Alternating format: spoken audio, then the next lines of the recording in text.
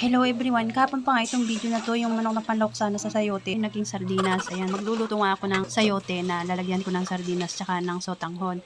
Naglagay na nga ako ng 1.5 tubig, tsaka naglagay na rin ako ng asin at paminta. Pakukuluan ko lang yan. Yan, ilalagay ko na yung sayote pag kumulo yung tubig.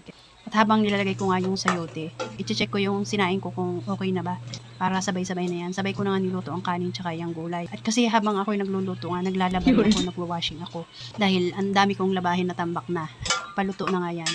Tatakpan ko lang yan para maluto yung sayote. Tapos, check ko yung aking labahin. Hahanguin ko na. Nakailang ikot na yun. Titikman ko muna yan.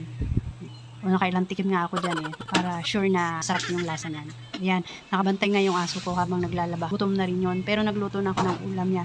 Ang niluto ko lang naman ay atay tsaka nilagyan ko ng kalabasa. Yun lagi yung kanyang pagkain. Minsan pag walang kalabasa, di atay lang yung nilalaga ko. Ayan, gutom na nga siya. Hanguin ko na nga yan para makakain na kami. Makapaghain na ako. Medyo tanghali na rin yan, mga 10:00. Tanghali na rin kami gumising dahil walang ang pasok kahapon. Yan, may tinapay pa akong tira.